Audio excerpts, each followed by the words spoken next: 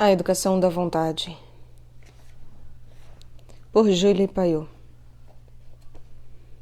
Tradução Roberto Mallet, editora Quirion, canal Le Conde. Livro 4. As Meditações Particulares. Capítulo 2. Os inimigos a combater, os colegas, etc. Feita a maior parte do trabalho, resta passar rapidamente em revista os perigos secundários que ameaçam o trabalho do estudante. É claro que ele deve escolher com cuidado os colegas com quem convive. À sua volta ele encontrará, sob a figura de amigos, os mais seguros inimigos de seu futuro. Primeiro, determinado número de jovens ricos que, sem o estímulo da necessidade da própria subsistência e estragados pelos indolentes hábitos de casa, passam tolamente sua adolescência a preparar a nulidade da sua vida adulta e que, não querendo confessar que são bastante desprezíveis, para ocultar esse desprezo íntimo, zombam dos hábitos laboriosos dos trabalhadores. Mas há uma outra espécie mais temível e que já na escola faz seus estragos. São os pessimistas por fraqueza, os que desanimam antes do combate. Como todos os impotentes, são extremamente invejosos, hipócritas e grosseiramente ciumentos. Esse vil estado de espírito faz deles prosélitos de um novo gênero, prosélitos pacientes, perseverantes. Seu objetivo parece ser desanimar as boas vontades. Exercem uma ação constantemente deprimente. Aproveitando-se de todos os fracassos, acabam adquirindo uma influência nefasta.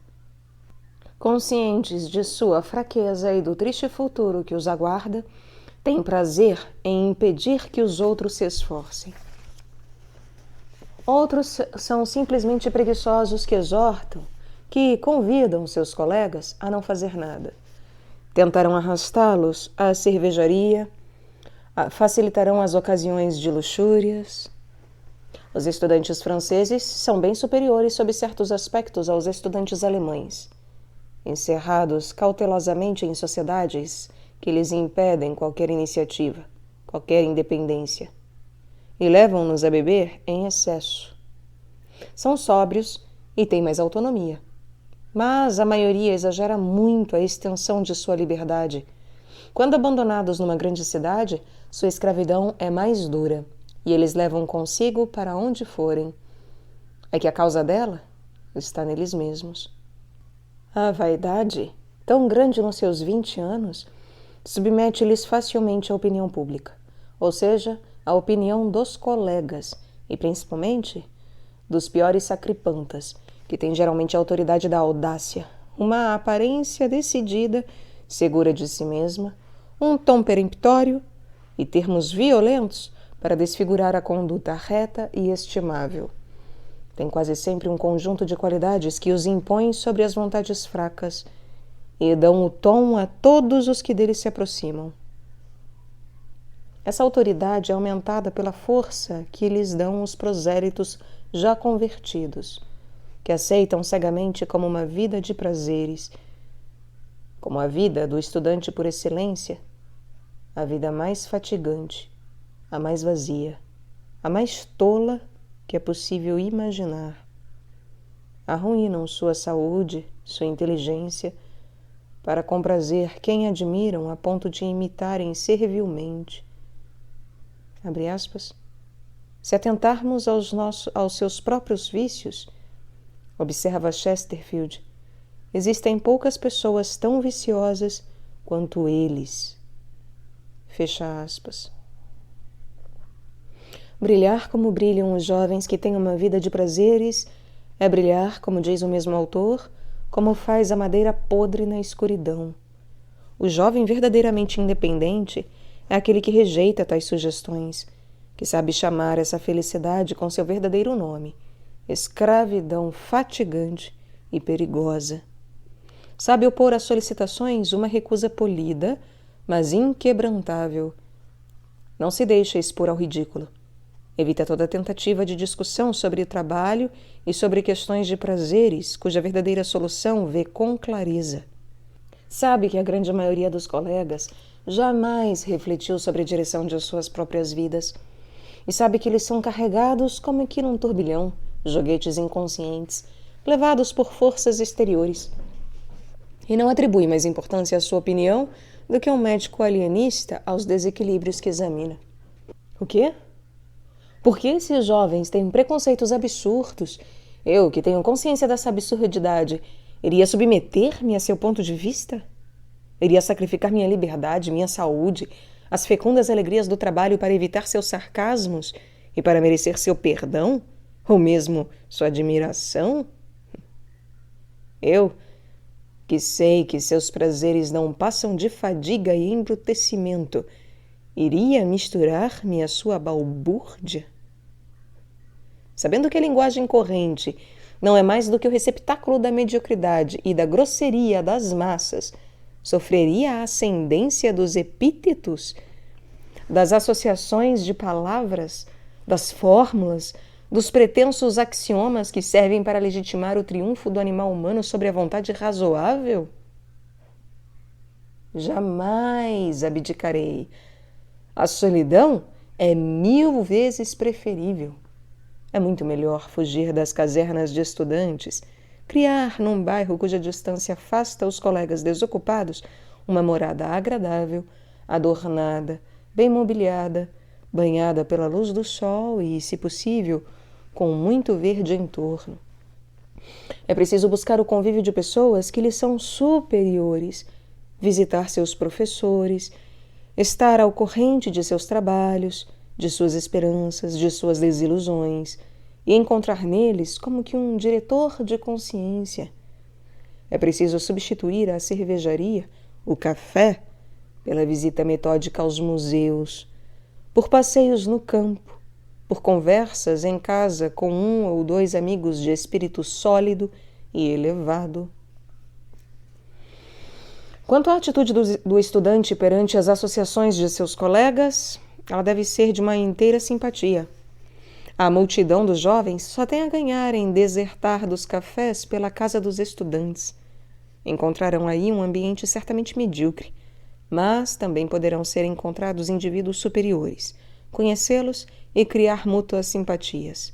O único perigo, muito grande, mas não maior que o do café, são esses costumes que lançam nas regiões obscuras de nossa atividade raízes profundas e que pouco a pouco vão dominando a vontade, imobilizando-a. Tal um Gulliver preso ao chão pelos milhares de laços presos a seus cabelos, que os liliputianos tinham atado a uma infinidade de estacas fixadas na terra. O estudante, pouco a pouco, passa a ter necessidade da excitação produzida pelos colegas, de participar no jogo habitual que consome, em salas frequentemente cheias de fumaça de cigarro e numa imobilidade funesta, várias horas roubadas ao passeio ao ar livre. Um outro perigo muito grande é esse monte de jornais e revistas que dispersam o espírito, dividem-no e, por conseguinte, aniquilam suas forças. O pensamento recebe deles uma excitação febril, análoga à que dão os estimulantes ao corpo, e essa excitação é duplamente ruinosa. Ruinosa em si mesma, enquanto excitação, e ruinosa por sua esterilidade ulterior. Quem não fica de mau humor e irritado ao sair da leitura de 8 ou 10 jornais? E quem não foi levado a comparar a fadiga nervosa malsã que se segue a essa leitura com a alegria sensível e robusta que dá ao trabalho metódico, eficaz, frutuoso? Mas, a fim de permanecer senhor de si mesmo, de não adquirir maus hábitos, de não desperdiçar suas forças mentais, o estudante pode encontrar nas associações uma diversão útil, uma alegria repousante, o riso de alegres colegas e mesmo discussões sugestivas. E, repito, que há mais chances de encontrar bons colegas entre os membros de uma associação.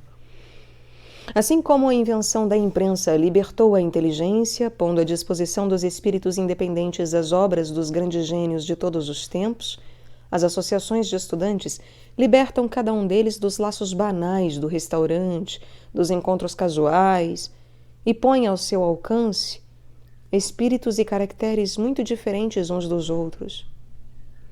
entre os quais eles podem encontrar amigos concordes. Sem essas associações, as relações teriam permanecido uma questão de acaso.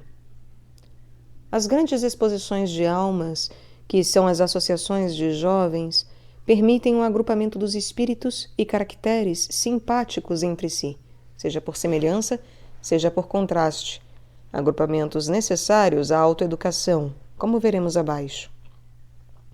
Quanto às relações mundanas, o estudante não pode adquirir com elas senão a frouxidão dos costumes e esse verniz de distinção, que é o único espólio que ele pode levar delas. O que se denomina de mundo, sobretudo na província, não é uma sociedade adequada para temperar a inteligência, nem o caráter. A moral é nele de uma desoladora inferioridade e de uma hipocrisia sem limites.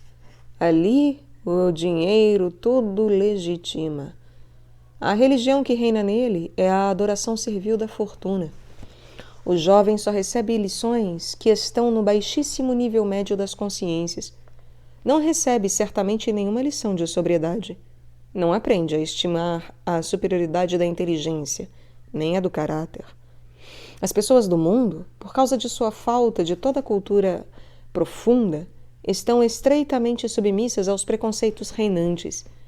Como a tolice é contagiosa, o jovem não tardará, se frequentar muito esse mundo, a ver dissolverem-se suas ideias mais caras. E o que é mais grave? A ver tornarem-se ridículas suas generosas cóleras contra um estado social defeituoso e sua sede de justiça e de devotamento. O mundo logo vai torná-lo a seu exemplo indiferente a tudo que não seja o cuidado com a própria carreira. Vai tirar-lhe todas as razões que tem para viver e secará nele a fonte do entusiasmo. E isso continuará até que ele se torne um desses homens, abre aspas, sempre observando, sempre escutando, nunca pensando, que Marivaux compara judiosamente com as pessoas que passam sua vida à janela. E isso continuará até que ele se torne um desses homens, abre aspas, sempre observando, sempre escutando, nunca pensando, fecha aspas, que Marivaux compara judiciosamente com as pessoas que passam sua vida à janela. E isso continuará até ele viver sem se interessar por nada, obrigado, para dissimular de si mesmo o vazio horrivelmente tedioso de sua existência, a restringir-se às obrigações tirânicas que fazem da vida do homem do mundo a vida mais fatigante, mais insensata, mais irremediavelmente monótona que se pode imaginar. Toda discussão sobre assuntos que podem gerar discordância passa por sinal de má educação, e a conversação só pode versar sobre futilidades. Um homem de inteligência e de caráter sente-se aí exilado. Não somente perde seu tempo, mas perde também algo de seu vigor moral.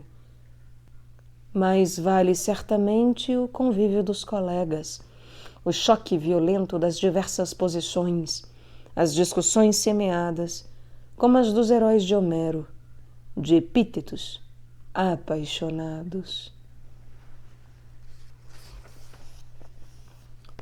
Capítulo 3.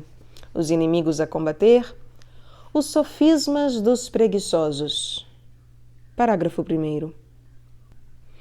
A preguiça, como todas as paixões, busca legitimar-se através da inteligência.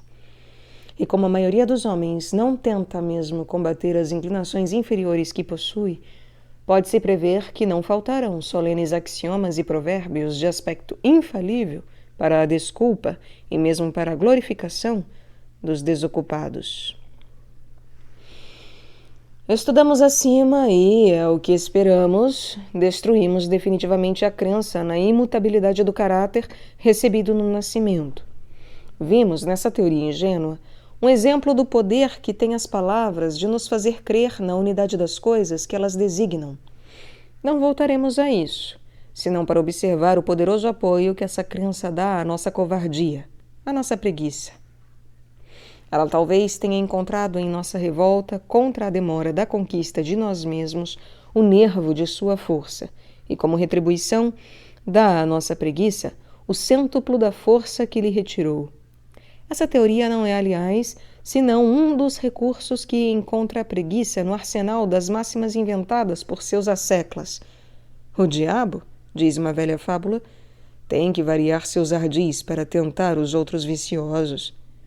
Para os preguiçosos, isso não é preciso. Eles engolem as mais grosseiras iscas, e o terrível pescador está sempre seguro de apanhar de cada vez uma presa. Com efeito, nenhuma paixão se apressa mais em aceitar as justificativas mais especiosas, as mais simplórias. A lamentação é geral entre os estudantes. Os que para viver são obrigados a aceitar funções de auxiliares ou de professores em pequenos colégios ou de preceptores, e até aqueles que precisam dar algumas aulas, afirmam sem parar que o trabalho material os absorve. Ora, o tempo, como se diz, rende muito para quem sabe aproveitá-lo. É impossível que nas 24 horas do dia não se consiga encontrar as 4 horas necessárias e suficientes para alguém adquirir uma sólida cultura intelectual. Basta, com efeito, algumas horas por dia quando se toma o cuidado de utilizar para o estudo o período em que o espírito possui todo o seu vigor, todos os seus recursos.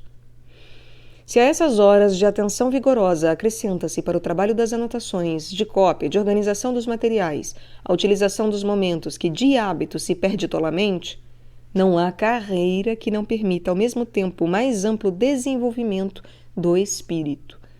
Tanto mais que as profissões aparentemente menos rotineiras, como a advocacia, a medicina, o ensino, não tardam, como já vimos, a deixar quase que completamente de exigir a contribuição da inteligência. Em poucos anos, o professor sabe o seu curso. O advogado e o médico esgotaram, com raras exceções, todos os casos desconhecidos.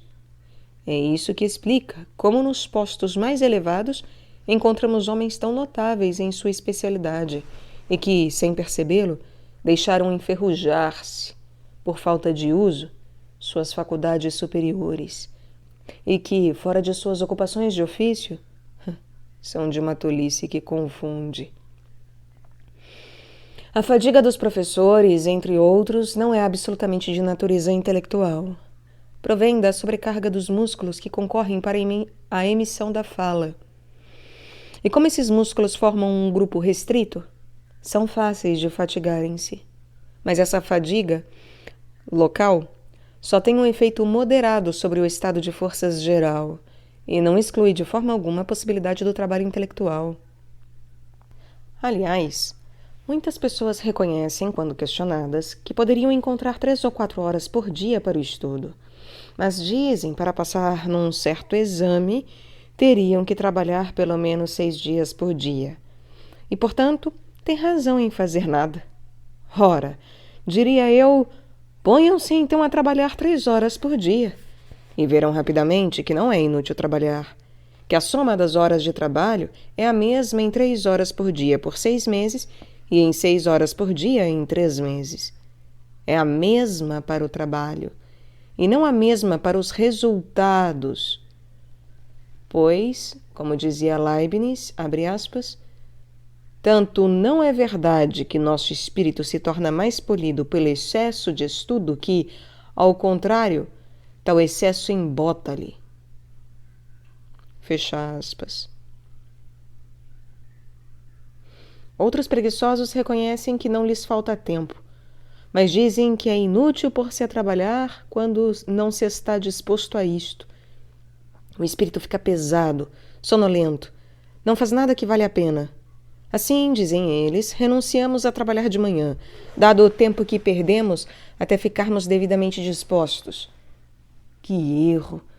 Se o sono foi profundo, é sempre possível, perseverando 1/4 de hora nesse esforço, ficar devidamente disposto. Jamais, a menos que a noite não tenha sido repousante, vi jovens não serem recompensados por um excelente trabalho quando perseveraram em lutar contra essa sonolência matinal.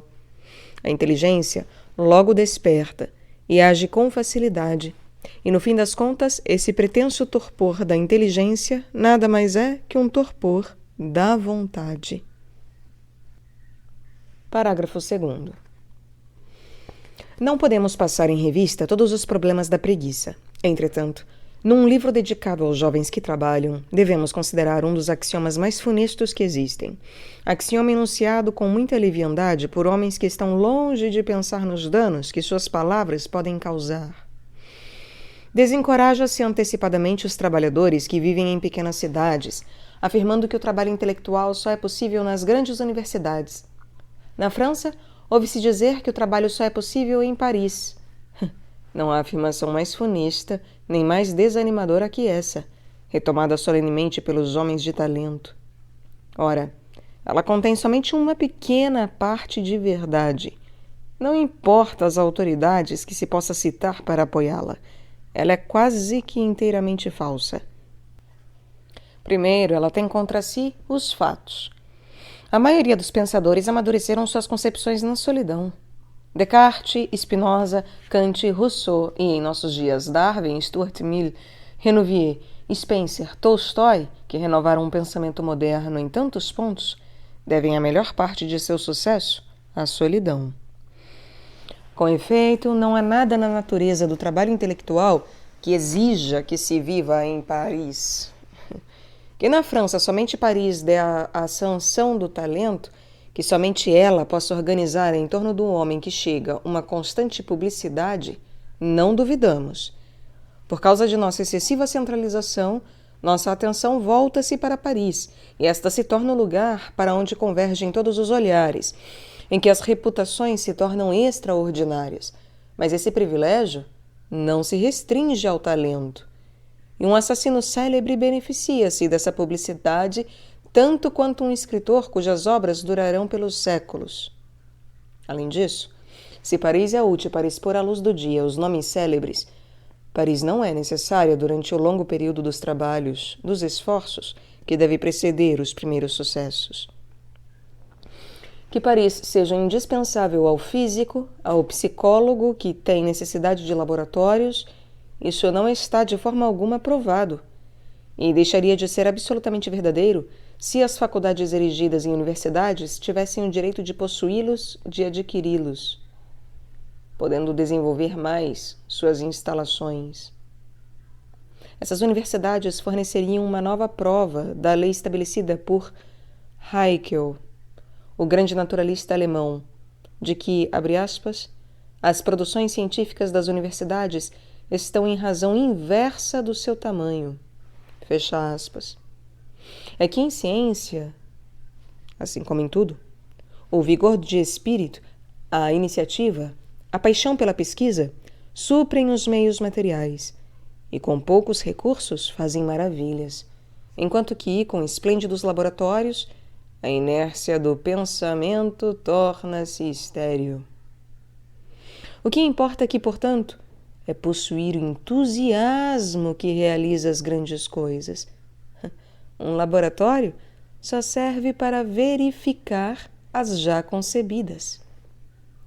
A descoberta é a ideia. E as ideias não são sugeridas pelos aparelhos.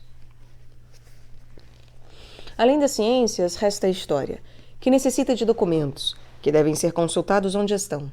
Mas a filosofia, a literatura, a filosofia da história e entre as ciências, as matemáticas, a botânica, a zoologia, a química vegetal, a geologia, necessitam que se viva numa grande cidade?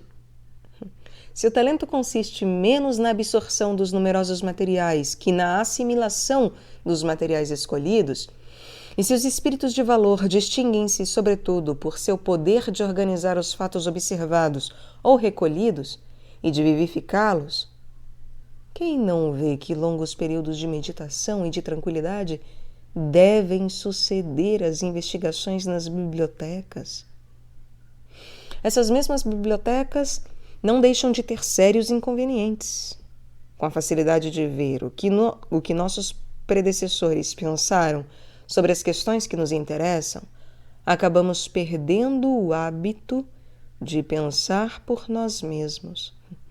Com a facilidade de ver o que nossos predecessores pensaram sobre as questões que nos interessam, acabamos perdendo o hábito de pensar por nós mesmos. Imaginem o que ele não diria do Google. E como nenhum poder se enfraquece tanto pela falta de exercício como do esforço pessoal, chega-se logo a substituir sempre e em tudo os esforços da memória aos esforços da investigação pessoal ativa. Quase sempre a capacidade de pensamento pessoal é inversamente proporcional à riqueza de recursos que fornecesse o meio em que se vive. Quase sempre a capacidade de pensamento pessoal é inversamente proporcional à riqueza de recursos que fornecesse o meio em que se vive. É por esse motivo que os estudantes dotados de muita boa memória são quase sempre inferiores a seus colegas menos bem dotados sob esse aspecto. Esses últimos, desconfiando de sua capacidade de reter, recorrem a ela o menos possível. Fazem uma escolha escrupulosa dos materiais que a repetição introduzirá na memória. Só confiam-lhe o que é essencial e deixam o esquecimento apagar tudo aquilo que é acidental. E mesmo o essencial é urgente organizá-lo muito bem. Uma tal memória é como uma tropa de elite composta somente pelos melhores oficiais. Assim, quem não tem acesso às inumeráveis bibliotecas cerca-se somente dos melhores livros, que lê com cuidado, que medita e analisa, suprindo o que lhe falta pela observação pessoal e por esforços de penetração que constituem um admirável exercício para o espírito. O recolhimento tranquilo é indispensável a esse trabalho de organização de que falamos. E é difícil gozar dessa tranquilidade em Paris. Além de não se encontrar jamais aquele silêncio absoluto que há no campo, no qual quase não ouvimos pensar, o meio higiênico é deplorável. O horizonte de chaminés e de tubos de ventilação das fossas que se tem diante da janela, esse meio artificial, superexcitante, esse sedentarismo quase obrigatório do prazer como do estudo, tudo contribui para arruinar a saúde. Ademais, acaba-se adquirindo em Paris um pouco dessa agitação vazia que é como que a característica do habitante das grandes cidades. As impressões são multiplicadas, fervem em torno de nós. Acaba-se nessa agitação perdendo-se muito da própria personalidade. A atenção volta-se constantemente para coisas miúdas. Fica-se assim justamente porque é difícil voltar a si no meio dessa corrida precipitada, totalmente submissa à moda. Acrescentem a isso que o próprio trabalho humano tem algo de febril e de malsão. Basta para se convencer de como o estado de espírito do trabalho intelectual ressente-se de todas as causas de irritabilidade reinantes, ler a tão instrutiva e tão sincera pesquisa feita por Uret sobre a evolução literária. Vê-se nela os efeitos do mútuo acotovelamento num meio de enervados, e fica-se com piedade dos sofrimentos de todos esses jovens literatos, devorados pela inveja, pelas inquietações e, além disso, tão infelizes.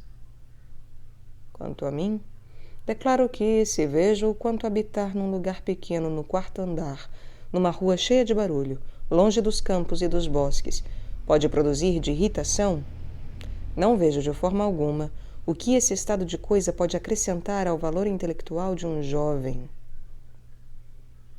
E que não se venha a falar da sociedade que se frequenta em Paris, hein? Posso, no meio de uma aldeia, ter contato com os maiores espíritos contemporâneos. Basta para isso adquirir os seus livros. Esses grandes homens confiaram o melhor do seu gênio às suas obras. E como geralmente não gostam nada de falar das obras que estão em gestação, consideram o convívio social como uma forma de descanso. E o proveito intelectual que os jovens têm do contato com eles é tão pouco que é bem mais importante o que eles ganham com a meditação de suas obras. A imensa vantagem que tais relações podem ter para um jovem de talento e de energia é a nobre emulação que se experimenta ao tocar, por assim dizer, os resultados de uma vida de trabalho. Mas essas convivências são o quinhão de uma ínfima minoria. A única grande vantagem de morar em Paris e esta não é de se desprezar, é a cultura estética que se pode adquirir ali. Música, pintura, escultura, eloquência. Há nessa maravilhosa cidade uma iniciação para essas artes que falta na maioria das cidades da província. Mas essa iniciação recebida, a província apresenta ao trabalhador intelectual muitos recursos para quem o quiser utilizar. Aliás, ser um provinciano não é habitar em uma vila ou em uma subprefeitura. Pode-se ser provinciano em Paris, pois se essa designação tem um sentido, só pode significar a ausência total de preocupações superiores. O provinciano é o homem que tem o espírito repleto de mexericos sem importância, que não vê nada na vida além de comer, beber, dormir e ganhar dinheiro. É o imbecil que não tem outro passatempo senão fumar, jogar cartas, conversar grosseiramente com outros que têm o seu mesmo nível intelectual. Mas se, seja na província, seja numa cidade, um jovem tiver o gosto pela natureza, se ele permanecer em constante comunicação com os maiores pensadores, certamente não merece o epíteto, que se tornou ultrajante, de provinciano. E que compensações não há em estar distante dos grandes centros. Alguns autores já compararam as pequenas cidades a conventos. Encontramos nelas, com efeito, o silêncio, a tranquilidade dos claustros. Nelas podemos seguir o movimento do pensamento sem sermos constantemente distraídos pelo ambiente. Não há dispersão. Vivemos centrados. Fruímos de nosso próprio pensamento. Nessa grande tranquilidade, as impressões mais raras ganham em profundidade. As ideias nascem pouco a pouco, agrupam-se de acordo com suas afinidades. As recordações tomam vida, e o crescimento lento, tranquilo e potente da inteligência é bem superior ao desenvolvimento fragmentado, desigual, febril que ela recebe nas grandes cidades. As noites são noites de repouso, que dão ao dia seguinte uma grande energia, e as horas de recreação que se passa nos bosques ao ar livre são horas de revigoramento. Não há irritabilidade, não há febre. O acompanhamento assíduo e tranquilo de uma ideia até as mais profundas ramificações torna-se fácil. Pode-se fazer os trabalhos de memória e com muito fruto, sem estar debruçado sobre a mesa de trabalho, nas florestas, nos campos. O sangue assolado pela caminhada e como que inundado de oxigênio, grava para sempre no cérebro as recordações que lhe confiamos nesses afortunados momentos. O trabalho de composição, a meditação, tornam-se fáceis. As ideias acorrem ao pensamento, agrupam-se vivamente. Volta-se à mesa de trabalho com um plano claro, uma ampla colheita de imagens e de ideias, e, além disso, com todas as vantagens higiênicas do exercício ao ar livre. Mas é inútil insistir nisso, pois não são as circunstâncias exteriores que forjam o talento. O desenvolvimento não se faz de fora para dentro, mas de dentro para fora. As circunstâncias externas são sempre acessórias, ajudam ou contrariam, e talvez menos do que geralmente se pensa. Não devemos, portanto, classificar os estudantes em estudantes que moram em Paris e estudantes que lá não moram. Só há duas grandes categorias entre eles: os que agem com seriedade, os enérgicos, e os que não sabem agir, os de vontade fraca. Os primeiros, seja qual for o ambiente em que estiverem, farão com poucos meios maravilhas, e geralmente sua energia começará a criar novos meios.